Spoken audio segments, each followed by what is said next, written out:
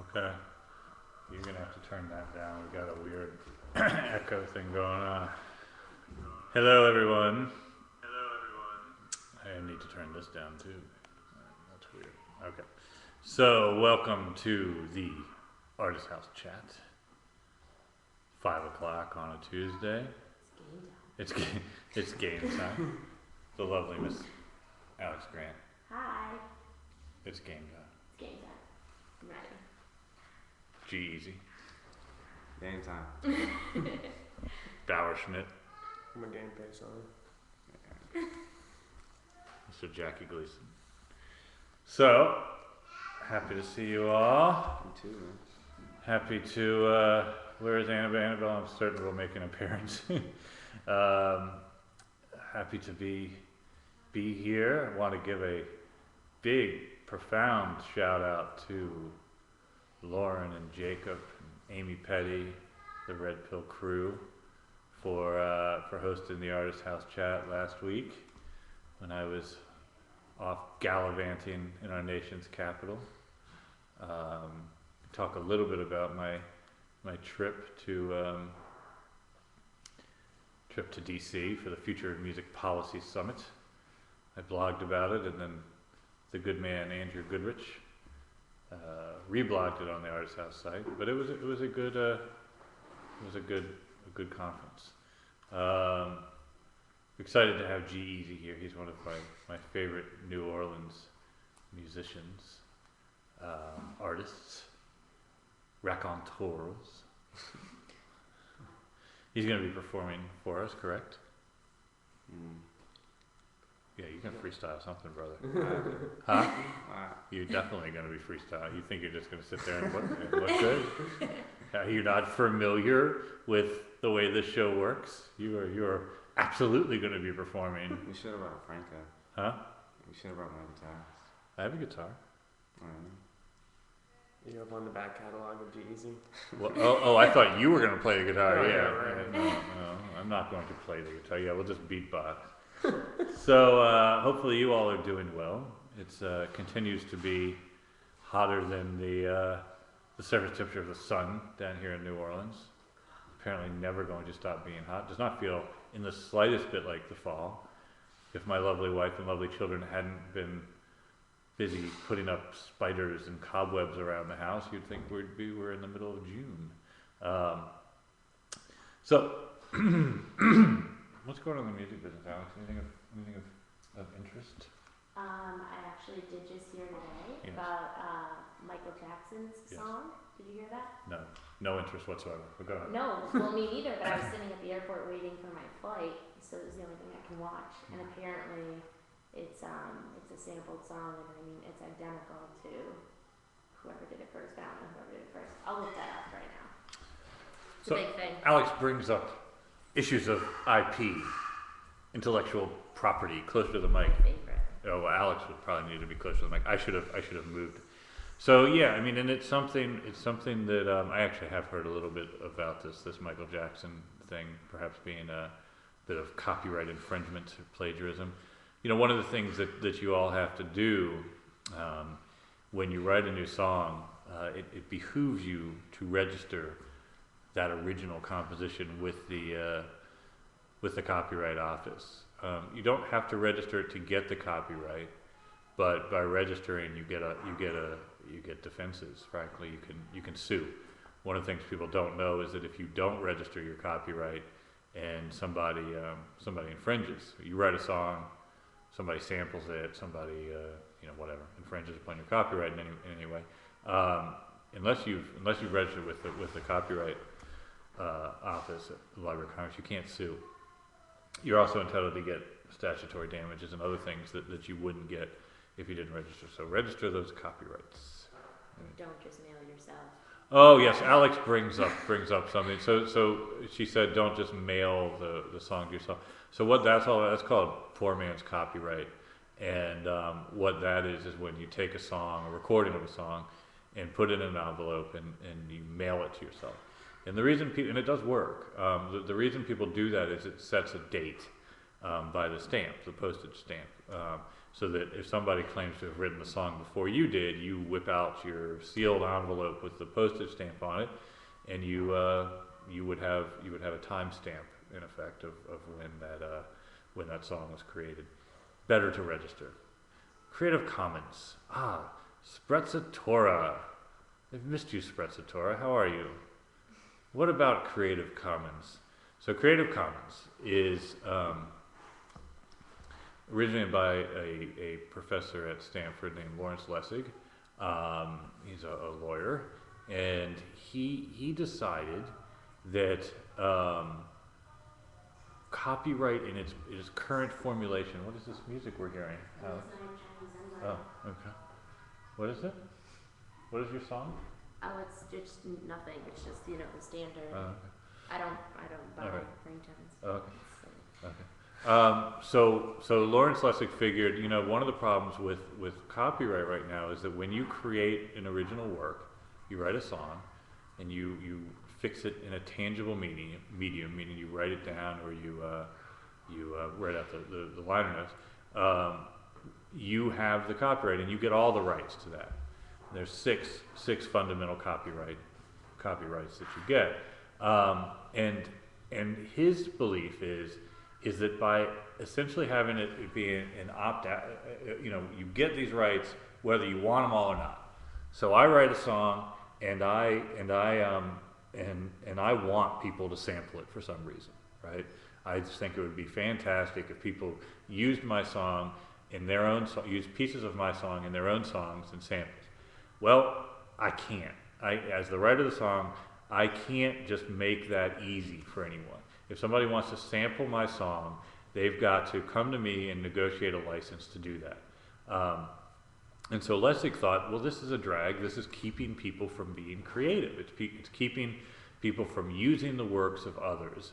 So why not make the copyright law opt in, so that, or I guess opt out, so that you can say, okay, I'm cool with people covering my song, or I'm cool with people using my song in a movie, synchronization, right, which would be a display or performance. And here, I will grant you that right, and here are the terms. And Creative Commons provides you with that form to issue those licenses easily. As you can tell from me even trying to kind of articulate this, it's not easy to articulate, but it allows you to kind of opt out of certain rights or specify certain rights, and it's worth looking into. I mean, Creative Commons is a very innovative kind of approach to one of our big problems with regards to the music business right now, and that is the licensing issues. So, does that speak to what about Creative Commons there, Sprezzatura? Yeah. Right. I don't know. We'll see, perhaps. All right. So, well, speaking of creative, and speaking of copyright, and speaking of samples, let's turn now to Mr. Eazy, Mr. G-Eazy. Mr. Easy. And his manager, Mr. Bauerschmidt. We'll move this microphone fiend a little closer to the microphone fiend. How are you, gentlemen? We're good. Staying out of the rain today. Yeah.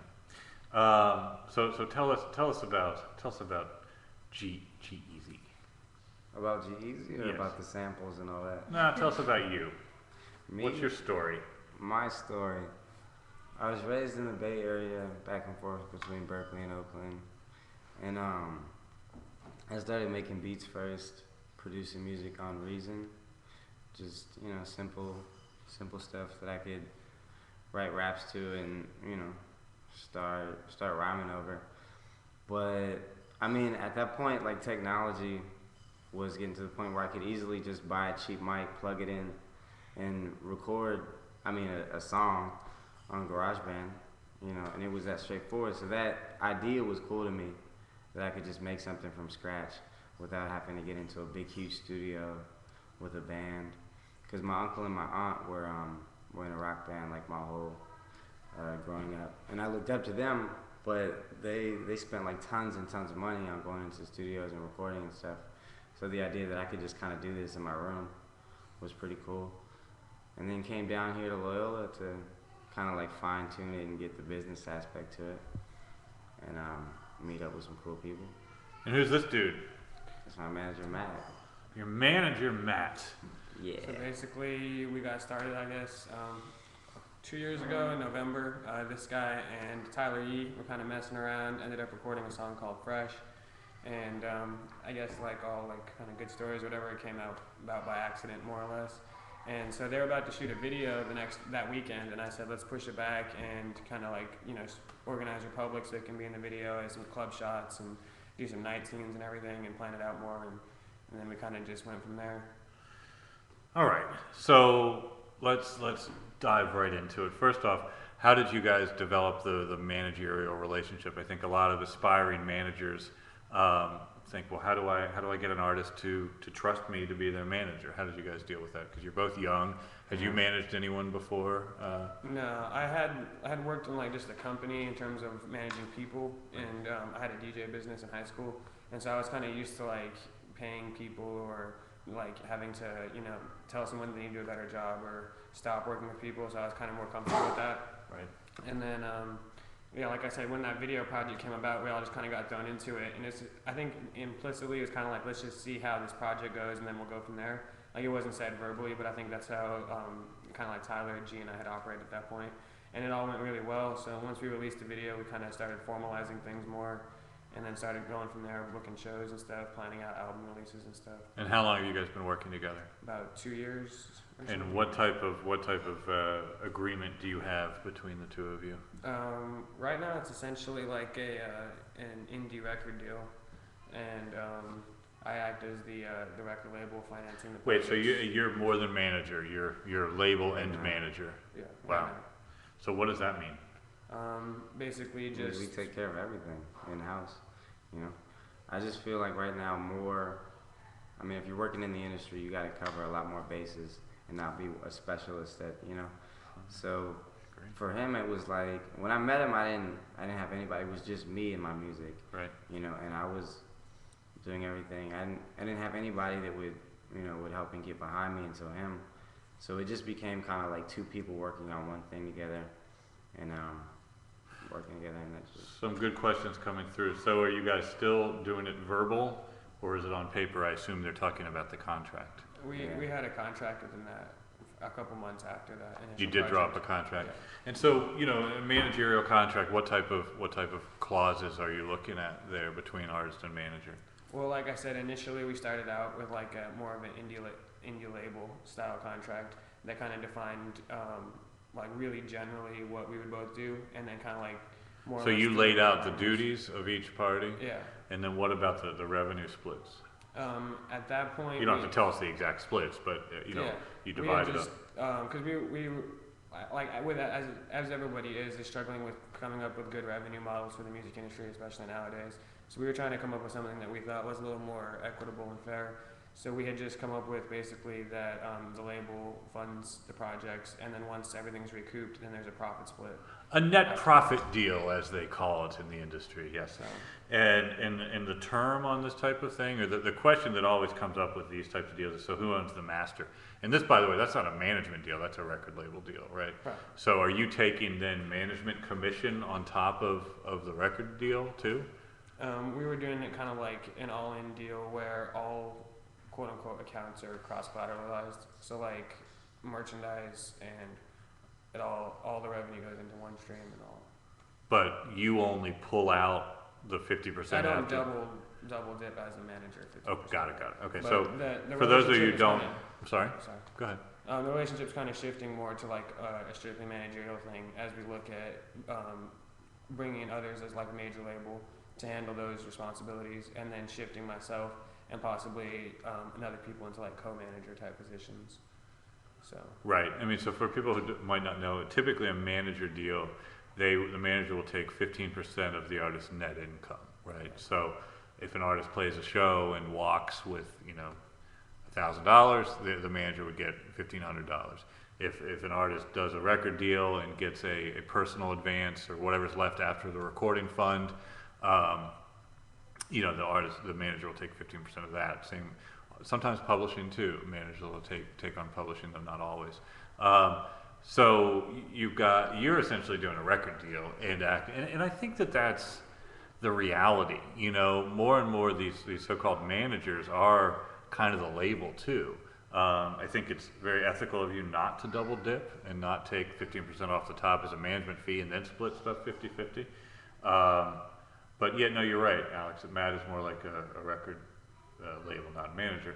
And so yeah, it's kind of a different split. It also makes it kind of weird though in terms of their responsibilities being defined, because obviously when I am playing, wearing both hats kind of, and then G as well wears multiple hats, it's hard to draw the line where sometimes, not at one time, but it's like he does all of his own album designs, and then sometimes I do some really quick online kind of designing stuff or getting but that's just part of doing the shit. I mean, that's just part of that's being in business. I mean, that's what people glamorize this business like it's all. People think it's like all my life. People think you can have my life in this business. Beautiful women, cars.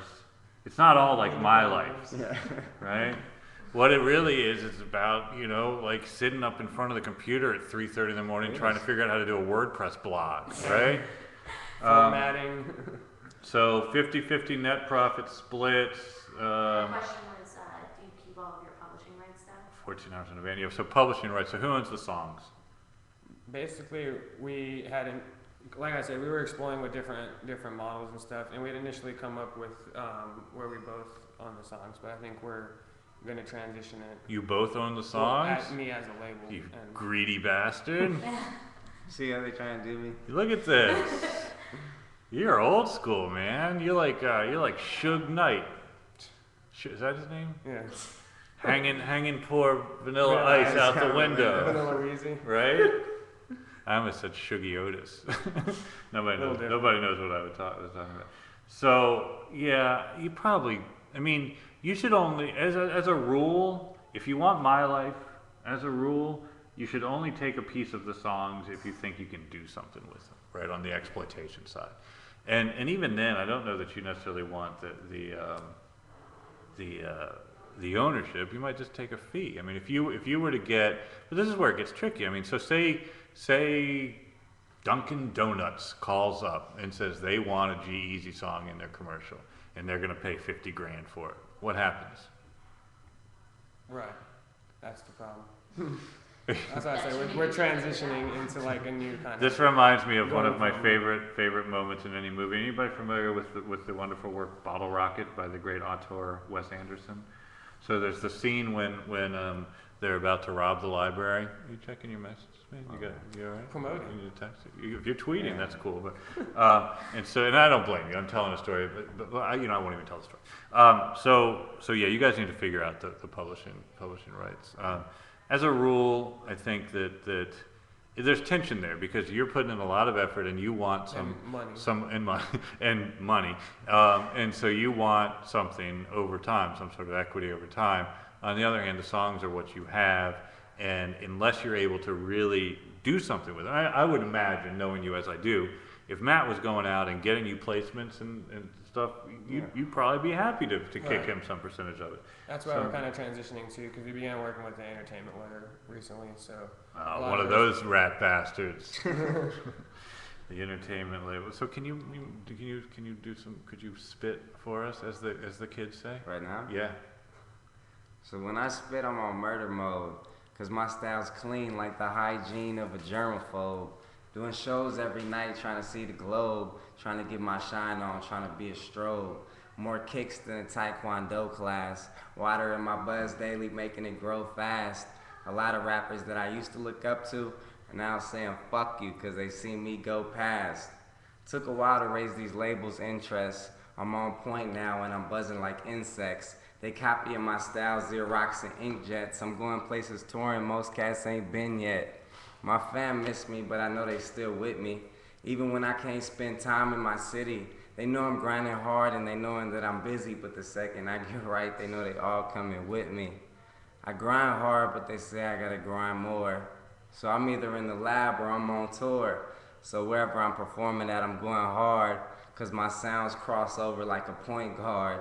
The white boys all telling me I rule, and hipsters all telling me I'm cool. and chicks go bananas. White, blacks, Asians, Hispanics, but some girls think I'm just a tool. I'm cool as it gets, but the streets want more of that street shit. Lead synthesizers, 808 beats with screwed down hooks, but I just can't speak shit without a concept to it, bro. That's weak shit. Cause right now, hip hop is a travesty. Skipped on ethics just to live life lavishly, but right in front of me, the devil's asking, will you dance with me? Guess I say, yeah, give me a deal and take a chance with me. No. There it is. Right on. That was great. Really, really good. Yeah, fantastic. I like that. I like, you know, and I think that I think you're right that it's hip hop today is in a weird It spot. is a travesty. It's in a weird spot for sure. I mean, I don't think it's improved since Eric B and Rakim. No. No. Yeah. Anybody want to take that up? That it hasn't improved since Eric B and Rakim. I love throwing that out there just because it irritates people. But you know, so what is the plan for you gentlemen? How do we get this going in a bigger and more Right. meaningful way and get this out to the people? Because you're undeniably good. You've got a smart manager. You're doing the right things. I know you've had some interest from labels. Where does it go from here? Well, it's funny because all along I felt like I knew that this was in the works, and I knew this is where I wanted to go. And if I worked hard enough, we could get there. But it's like every step of the way, it gets realer and realer and closer and closer. Like it's the whole plan's evolved over time. It started out with, you know, let's get to this benchmark. You know, let's get a local following, a core following. Let's, you know, build this online following everywhere through these free mixtapes. You know, let's put these videos out. Let's put a real album out. Let's do a tour. You know, let's get the ball rolling. And we're kind of at the point now where I've had a lot of people tell me, I've had people at these labels tell me that literally there's not a whole lot I can tell you that you're not doing. You know, you've dotted your I's and you've crossed your T's, like you're doing the right thing. It's just time, you know, and you continue this process. But the thing is, it's an expensive process, so that's why the major label side starts to feel a little appealing. And at this point, you know, it's a consideration. It's a tempting consideration, but Look, I think major labels can inject that money, and they can help you build your brand equity. yeah. And then whether or not you stay on them and succeed, which is probably unlikely, or you leave and you've got a higher level of brand equity, it can work out. They're wise to that game. You know, they're wise to the game of, okay, we're not going to just build up your brand and then drop you and you go off and do Right, that. right. At a certain point, they can't stop you except for to tie you up forever. And then what they get, they kind of grab at your soul. You know, that's the thing. So a good question came through. What do you feel is missing? What's on the wish list? What's on the wish list? Radio. Radio, yeah. Yeah. And radio is that one thing that's really. And that's the thing, like in pop, hip hop, and R&B and all that, it's real important. For indie rock, I think it's a little bit different. So, but No, you're right. I mean, for hip hop, it is. Now you can get some regional play. I mean, you hear about regional hip hop kind of breaking out, but in terms of national radio airplay, that is still for all genres. Yeah. That's the major labels. How do you? I mean, you know, what's your plan, Matt? You're the manager.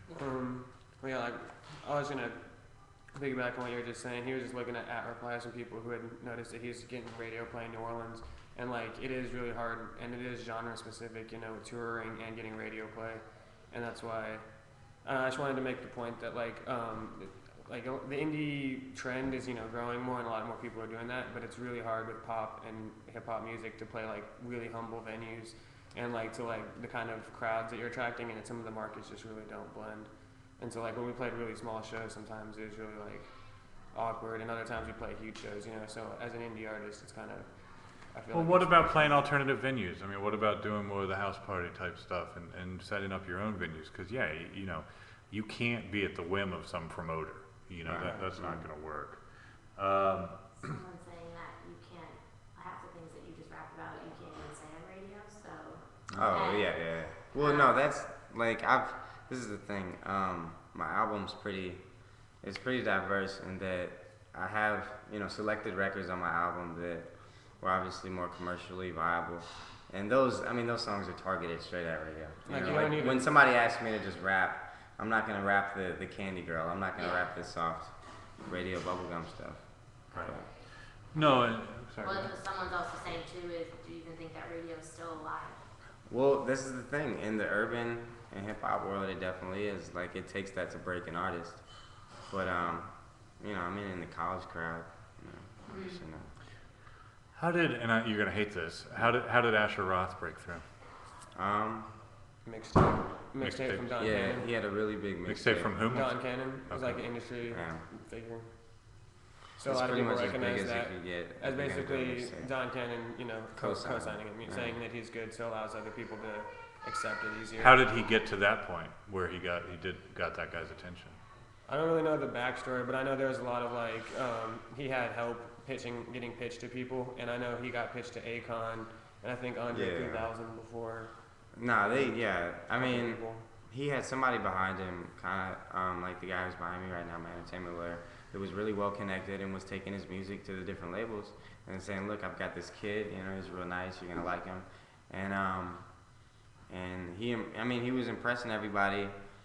So once you get a cosign, Jay-Z says you're nice, Andre says you're nice, like enough people will be like, 106 in Park, so. and, enough people will be like, all right, I'll give it a chance. And he had the mixtape out, and the mixtape was pretty good, and it was, like I said, hosted by Don Cannon, so that was a big cosign. But then the other thing that people don't understand is why he got that crossover success, is that you came in with the respect of the urban world, everybody's telling you that you're a good rapper, and then you have a crossover hit on the radio. A record won't sell and an artist won't break without that radio, but he had, a platinum single in I Love College. So that was, I think, instrumental. So talk about mixtapes. I've thought that it's somewhat instructive for other genres to kind of learn. I think hip hop isn't doing it as well as they were, say, 3 or 4 years ago. I used to think that was really the only innovative marketing going on, and now it seems like a lot of hip hop is kind of hasn't innovated, and maybe you disagree, but talk about how the mixtapes kind of work and how that can be successful. You develop your core following through mixtapes, and I'd say you develop the fans that, through radio that are just fans temporarily. But mixtapes, if you follow an artist, you'll download every mixtape they put out, and the mixtape is like a rough album. It's not constrained by the label telling you I need 3 bubblegum songs for the radio, I need 2 songs for the ladies, I need 2 songs for the club. A mixtape is just like I can put what I want on here. Yeah. So I almost feel like it's a form of like a rapper's diary, and you get more like a personal look into them as an artist. So it is instrumental for building that core following. I think you've got to give them away for free because people want the music. And you put it out once every 3 to 6 months. And you don't put it out too much. It's still quality over quantity. But and do you have them downloaded right from your site, or are there other sites that kind of specialize in? Yeah, it's got to be everywhere. Yeah. But especially your site, of course. But make sure that it's everywhere that it can be. I don't know if anything like that really exists in other genres. I think the closest is just free EPs is what they'll call them. Like an indie band will just be like our free EP. But so much of the mixtape thing, and I don't claim to be an expert on this at all, but isn't it kind of other artists guesting on it and like introducing? Or even just not even like say G makes a beat and throws a Jay-Z verse on right, it that he right, has no right. permission to do, and then that's just like people listening to it and like, oh, they can hear how quality that beat is with someone else on it. Yeah, blatant copyright Right. infringement, that type of stuff. So, No, look, it's part of the culture. I don't, This is what was the term? And it's a legal term. Transformative. That's the defense that Girl Talk is using right now. That it's transformative. He's taking this song and it's no longer what it originally was, and therefore doesn't fall under the applicable copyright laws. I think that's a tenuous argument, but it is an argument, And if you're transforming something, taking one piece and transforming it into something new, I think our law has to kind of try to accommodate that. The problem is, what if the person that did the original work doesn't want it transformed? Right. What rights is that? And then it obviously adds value because people recognize it from being from a different song. What would be the first step if one wants to start their own indie label? Make a deal with an artist. You know, I mean, that's a question. I really, really want to write a course or a book or something on how to start a label. The first thing, I think you're right, is to find an artist that you just can feel, believe in. yeah, that you feel like their music has to be heard. And for whatever reason, you know, nobody else is doing the work, and just saying this music has to be heard. Because if you don't have that belief, you won't sustain. And at that point, it's really, you know, I mean, the cool thing about the music business today is that it's only limited by your imagination, you know, and what can you do, to get that music heard, and what ways can you do it? And I tell you, pretty much all of the old ways. I mean, you talk about the exception of hip hop with radio, but even that, you can't start there. You know, you've got to build the groundswell other ways. And it ain't press. You know, I feel bad for the poor publicists out there. But it's there, Yeah, it's not. It's direct. It's getting it to a stage where friends start telling other friends about it, and it's untapping the assets and saying, you know, it's not just the record. I mean, one of the genius things I thought you guys were doing. Can I give the secret away about the gold chains? Yeah. Or is that okay? Yeah. So you're not wearing one now, but for a while there, G-Eazy always used to show up, you know, wearing the big ass kind of gold, ostensibly gold chain. And it was, I mean, I guess it was kind of ironic, right? I mean, it was like So and then he was like, well, we sell these, and what you guys just got plastic chains and spray painted them gold, right? And I love that. I mean, that was this thing that like was immediately identifiable, was a revenue source, and it was clever. In the and first smart. show, we couldn't hold them. We did like an all ages show, and little kids were just buying it up. Like. Yeah, I love that. For a fictitious business license, get a. Well, no, that's not exactly true. Bomb hip hop. I'm not sure what you mean by fictitious business. Maybe you're thinking of like a DBA. You can go to your bank if you don't want to. If you don't want to set up a legal entity like an LLC, which is what I would recommend. You can go to your bank and get a DBA, but then you're just using your own social security number. But it allows people to write check. It allows you to open a bank account that you can use your label's name rather than your personal name. What stations in New Orleans are you getting airtime on? 1029. 1029. Okay. Yeah. And I did an interview over at Tulane. Oh yeah. Friday night. WTO. TUL. Good. All my music. Good. Good. What suggestions do you all have out in the Artist House community about what Mr. Eazy can be doing to get his work out there more? I was so delighted when we had Natalie Mae Palms on 2 weeks ago, and the flood of love and respect and ideas that came through was fantastic. What do you have to file for? Just go to your bank and say you need to set up a DBA. It's an easy thing to do. I can't recommend that as a final solution. You really do want to have some sort of LLC. Facebook, MySpace, Twitter. Yeah, I don't believe in the MySpace so much, but you're certainly already doing the social media stuff, right? I mean, you're doing Twitter, you're doing Facebook. Are you connecting that with online and offline stuff? Are you doing events and asking people to send pictures up and all those things? Yeah, and some people are almost creating their own kind of thing, almost in a different city off of the tour. They'd upload pictures of stickers, G-Eazy stickers, so they try to get as many like pictures of G-Eazy stickers that they could all around. So there's a whole album of just, like if you go to Flickr even, you can see a bunch in New York. Good. So it's funny, and there's a bunch of stuff like that. And that's a good idea and a good example of kind of a participatory fan thing. The key with those things, you got to keep doing them. You can't do one every year. But you also have to balance that too, because Facebook is so oversaturated that for this event, we had the label of it was G-Eazy Live Online, and we had people saying, "Oh, I can't make it." Oh, sure. It's it's okay. It's so oversaturated. They just see the name and they're like, "Oh, I know they're in this area." So you have to balance, oversaturating with doing constant events. So a couple questions going back to the business structure. Maybe this is something we should devote a whole little chat to next week or something. But I think what you're asking for is, can I expand on LLC, which is limited liability company. An LLC allows you to set up a fictitious name for your company and separates your personal income and your personal liability from your business company. Not terribly hard to do. You can do most of it online. It costs about $500 a year to maintain it, but it really does protect you. The process, again, frankly, I'd say you probably want to speak to a lawyer and get it done that way. The lawyer shouldn't charge more than a couple $100, and you get it set up. Just remember that rules differ in different states. Yeah, and that's exactly right. Thank you, Alex. It's state by state. There's a whole guide on And a lot of you times, can click like on your state. We should put some resources up. You know, Yeah, I'm we'll, trying to we'll, keep on my picture. no, I mean on the blog we should Yeah. put up some resources. And I know on Artist House there's on the main Copyright site there's overload. tons of stuff. Yeah, copyright overload. So Lauren's talking about alternative venues so you can connect with fans outside your usual circle. That's really key too. You can't just keep playing to the same people. You have to find these connectors that can connect you to other circles. Paul, welcome. Well, you missed some good music and some good conversation. Not to ooh, I like they're this. playing, you guys have a show at Cafe Britannia, Yeah. and that's not your typical hip hop venue, I guess Yeah. you can say, in New Orleans. So they're like trying to put on a hip hop night there, featuring G-Eazy as well as I guess other Loyola people. So I think that'll be good because you always see like indie rock bands playing there, or they have like a songwriters night. Like you just would never think hip hop at Cafe Britannia. So I like that. I yeah. think that's Well, different. the thing is, And it's like a small place. It's intimate. It's good. I'm excited about the show.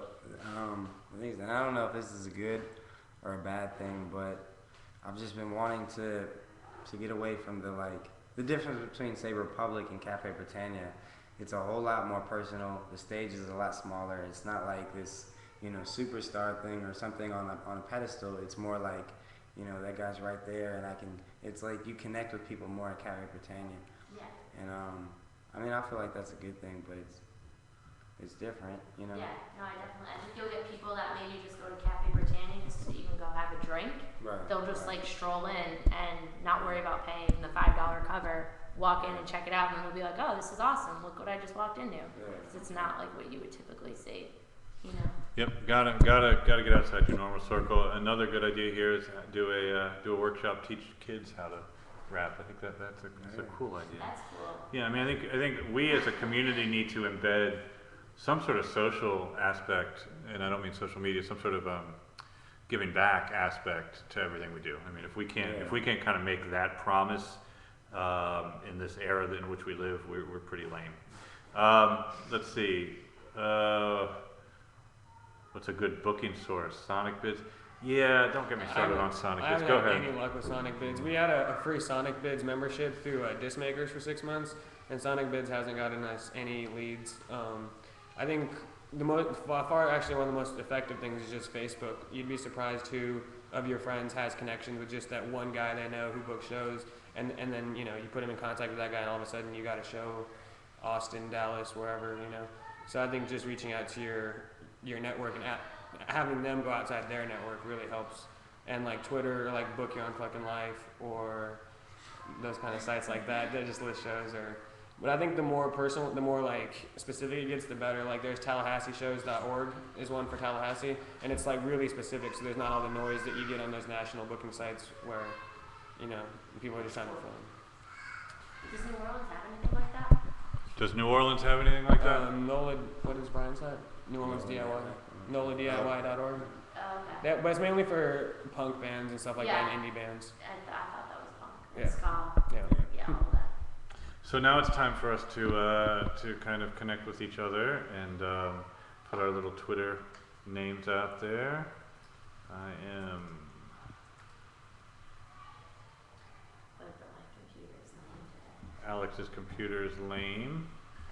So everybody throw out who you are so we can all follow each other. And G-Eazy's on there. oh yeah, what's your Twitter stuff? G-Eazy. It's G_Eazy. E-A-Z-Y. G is Underscore though, not G- dash. no. Oh, okay. Making sure? G_E-A-Z-Y. Matt, what are you? / Notivani. Oh yeah, you've got that innovate backwards that I can never spell. What is it? NOITAVONI. N-O-T ITA. V N-O-T-A. NOITAVONI. We're working on it. Well, Matt, you gotta Can't do it. you gotta work on that. I gave up on Matt's Twitter feed. So good. You feel like kind of taking us out with one more thing? You got another thing, or did you exhaust your freestyle? No, I have this one. I'd like to send everybody to go listen to it. I Yeah, just what? recorded it. Yeah, where is It's it? you can hear it at geezy.bandcamp.com. What do you think of Bandcamp? I love it. I absolutely love it. It's G-E-Z. G-Eazy. G-E-Z. Yeah. At .bandcamp.com. Anybody else out there having good experience with Bandcamp? I'm hearing good things. The best things are, it's super simple to use. It takes way less time to set up an account than like MySpace or anything. It's way cleaner. Second, yeah, it's way cleaner. You can set it so people can download the music for free or for a price. It's all through PayPal. Yeah. And an email. You can have Yeah, it for and free you with check an it. email. So when they download it for free and they give you their email gets added to your mailing list. So everybody that ever downloads your album gets put on a mailing list. Good. And before we were doing the free downloads, when the album first came out, we had it for 10 as a minimum price or whatever. You could pay what you wanted. But anyway, we had 200 free download codes printed out. And so for every t-shirt you bought, it was like the hang tag on the shirt. You look at the back and it was like, yo, thanks for buying this t-shirt. In exchange, I want to hook you up with the album.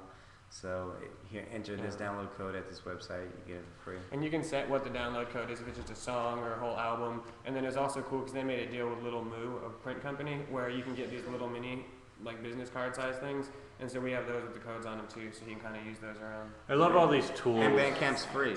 Yeah, I love all the tools. The only drag, as I see it, is that you're not building any real traffic to your own site. And Well, you can put your Bandcamp player on your own site. Yeah, it's not the same thing. I mean, I'm not saying it's not a good thing, but we have to realize that at the end of the day, we have to own our own stuff. We have to own our own site.